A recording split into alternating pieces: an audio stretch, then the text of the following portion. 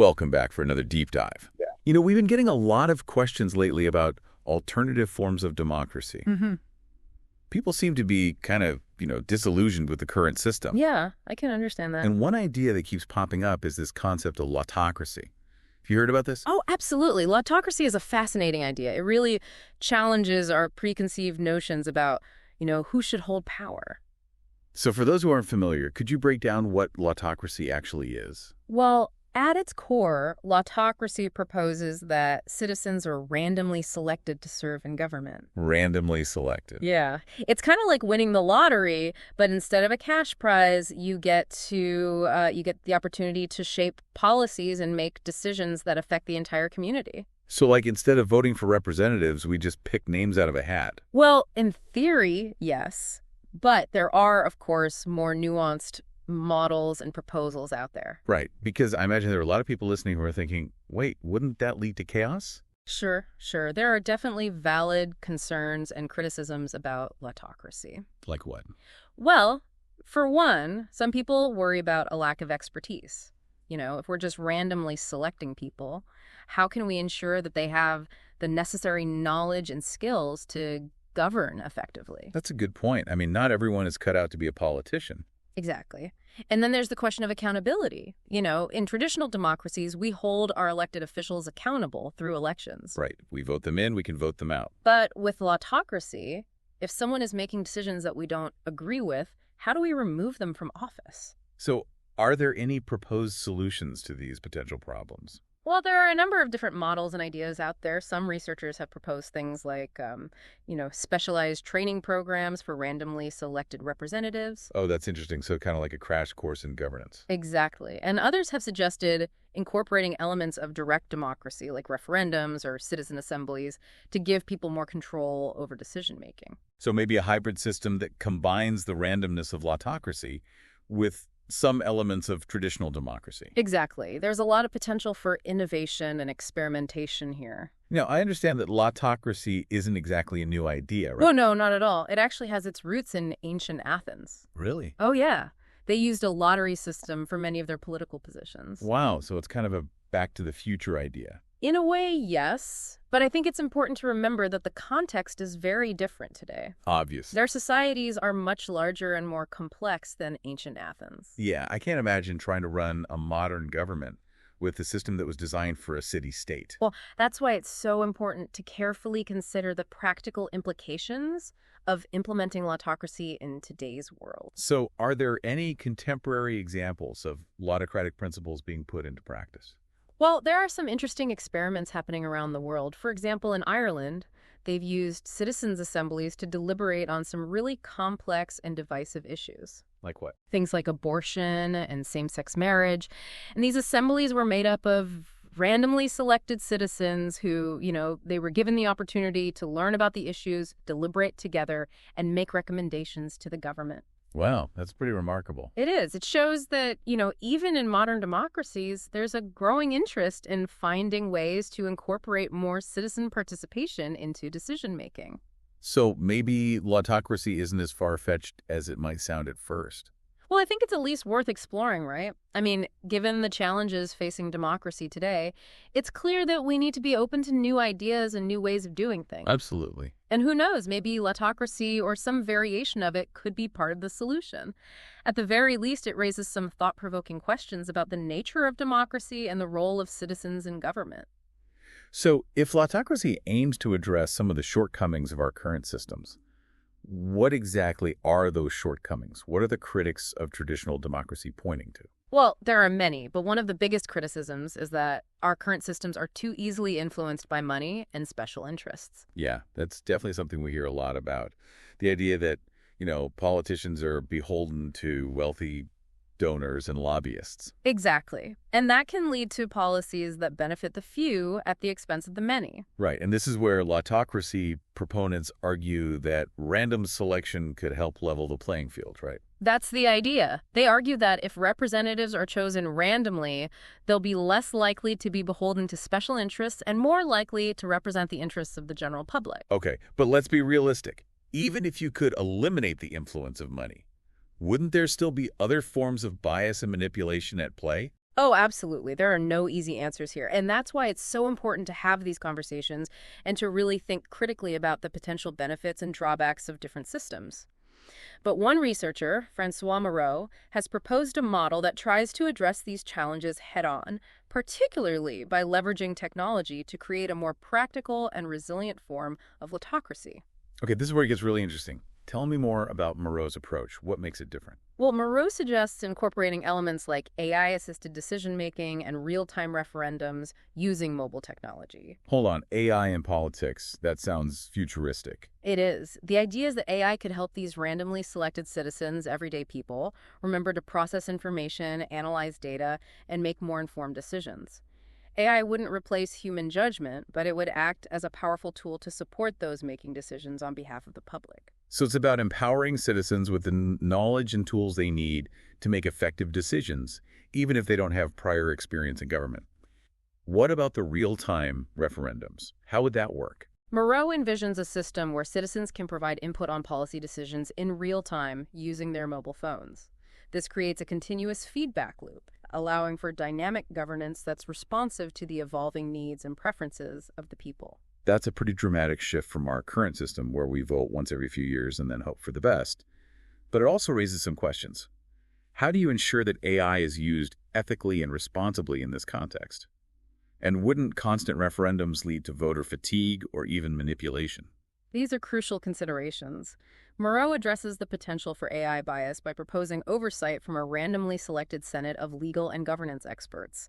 Their role would be to ensure that AI is used fairly and transparently, and that decisions made with the help of AI remain legal, efficient, and robust. So it's like a checks and balances system for AI, with experts acting as guardians to prevent misuse or manipulation. Precisely. And as for voter fatigue, that's a valid concern. Moreau acknowledges that designing a system that encourages engagement without overwhelming people is a key challenge. It's a balancing act. This is a lot to process. We've gone from ancient Greece to AI-powered governance in just a few minutes. It's a testament to how complex and evolving the concept of democracy truly is, and it speaks to your curiosity about the future of governance. Before we get too far ahead of ourselves, let's take a step back and delve a little deeper into the potential benefits and drawbacks of lottocracy, specifically focusing on Moreau's model and how it might address some of the criticisms leveled at more traditional lottocratic approaches. So, where do we even begin to unpack all of this? I mean, it seems like there are so many moving parts to Moreau's model.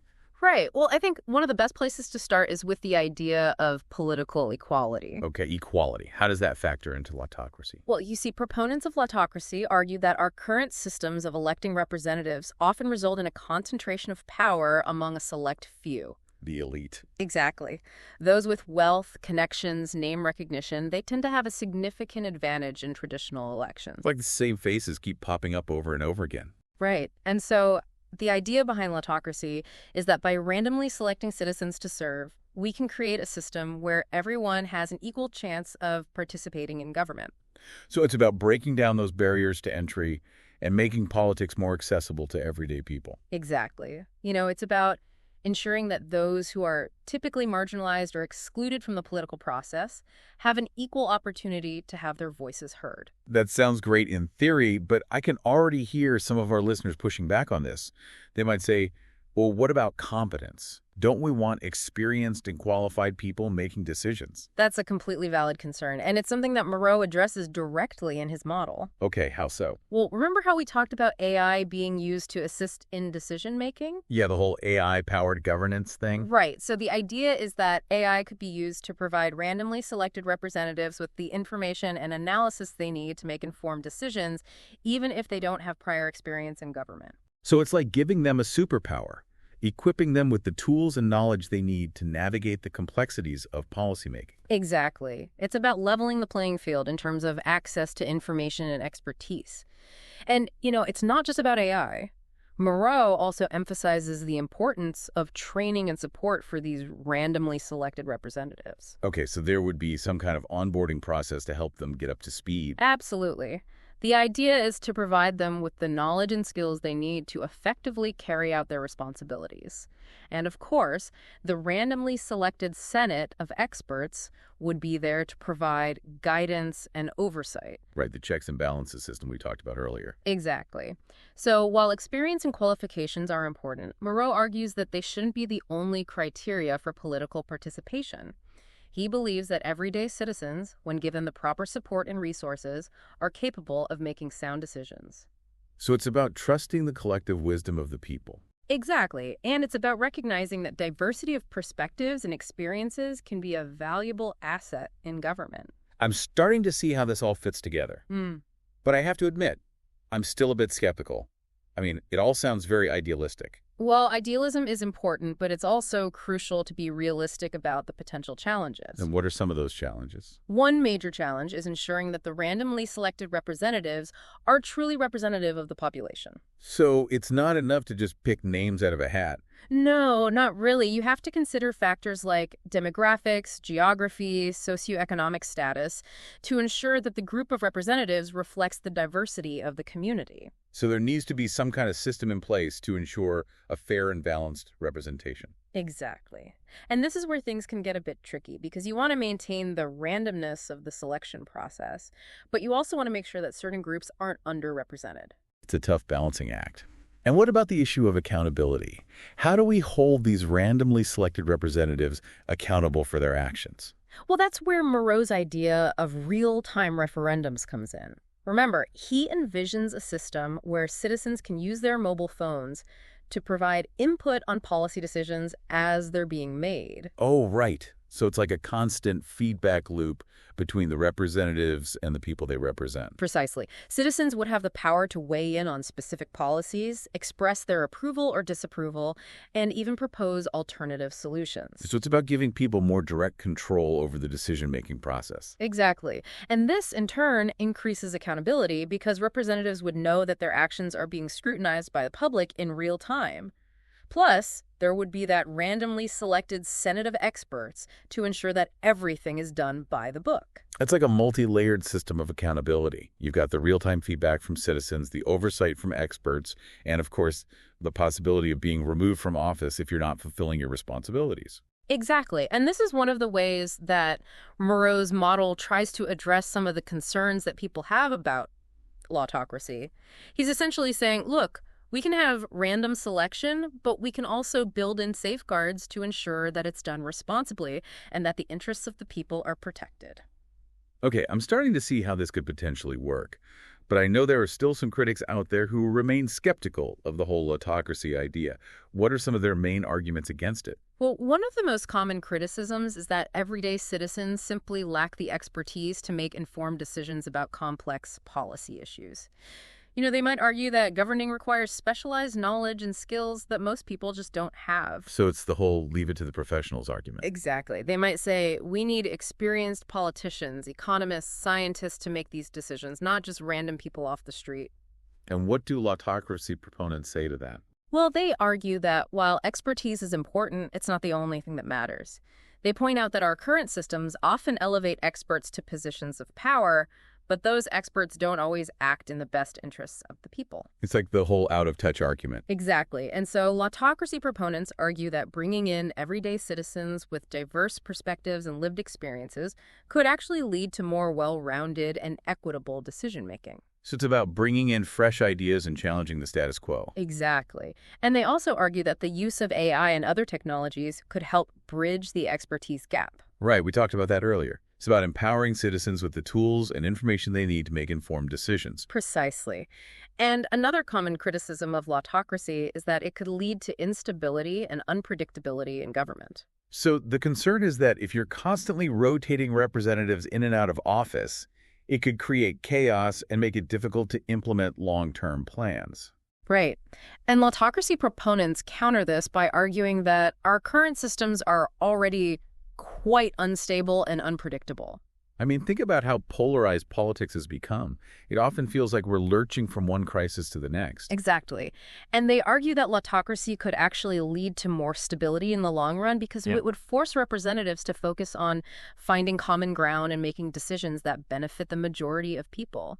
So it's about breaking down those partisan divides and encouraging more cooperation and collaboration. Exactly. And they also point out that Moreau's model includes mechanisms for ensuring continuity and stability, such as the randomly selected Senate of experts, which would provide a level of institutional memory and expertise. Right, so it's not like we'd be starting from scratch every time a new group of representatives is selected. No, not at all. There would be systems in place to ensure that the government can function effectively and that progress can be made on important issues. Okay, so we've talked about some of the criticisms of autocracy and how Moreau's model attempts to address them. But I'm curious, are there any real-world examples of autocracy being put into practice? I mean, is this just a theoretical idea, or are there actual places where something like this is happening?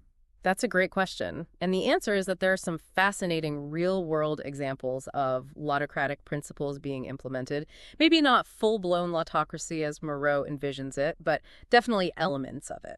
Oh, really? Like what? Well, one example that comes to mind is the use of citizens' assemblies in various countries. Citizens' assemblies. Yeah, these are basically groups of randomly selected citizens who are brought together to deliberate on specific policy issues. I think you mentioned Ireland earlier. Right. Ireland has used citizens' assemblies to address some very contentious issues like abortion and same-sex marriage. So they're kind of like mini legislatures made up of everyday people.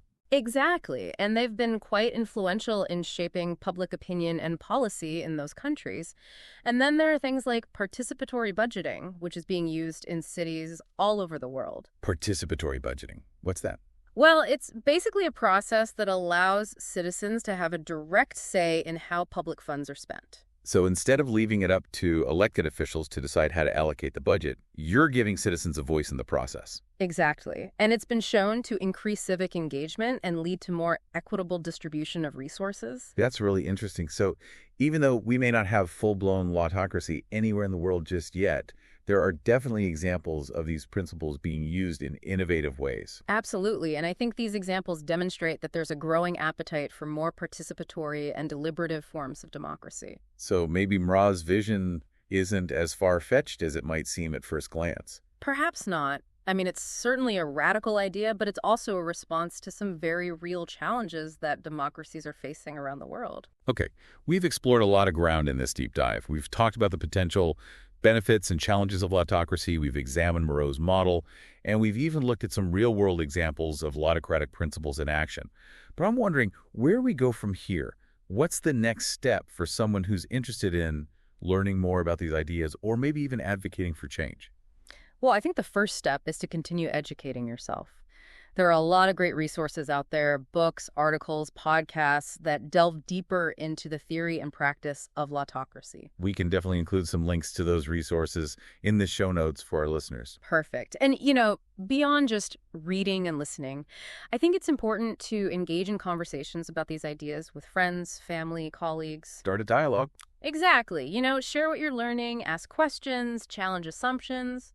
Because even if you don't fully agree with the idea of Lottocracy, I think these conversations can help us all think more critically about how our democracies work, and how they could be improved.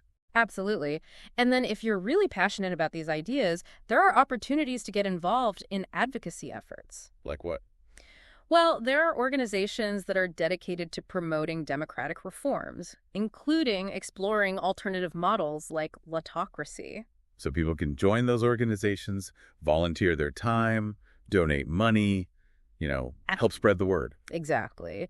And there are also opportunities to get involved at the local level. Many cities and towns are experimenting with participatory budgeting and other forms of citizen engagement. So people can attend those meetings, share their ideas, advocate for change in their own communities. Right. And who knows, maybe those local experiments could pave the way for larger scale reforms down the road. It's about planting those seeds, starting small and building momentum. Exactly. And I think it's important to remember that change doesn't happen overnight. It takes time, it takes effort, and it takes a lot of people working together to push for a better future. Persistence. Well, on that note, I think it's time for us to wrap up this deep dive. We've covered a lot of ground today, from the ancient roots of Lottocracy to the potential of AI-powered governance. We've explored the benefits and challenges, the criticisms, and the possibilities. And we've hopefully given our listeners a lot to think about and discuss. If nothing else, I hope we've sparked some curiosity and encouraged people to question the status quo. Because at the end of the day, democracy is about more than just casting a vote every few years. It's about active participation, it's about engaging in thoughtful dialogue, and it's about striving to create a system that truly reflects the will of the people. And that's something worth fighting for, no matter what form it takes. I completely agree. Well, thank you so much for joining us on this deep dive. We encourage you to continue exploring these ideas and to share your thoughts and questions with us on social media. Until next time, stay curious. And keep questioning.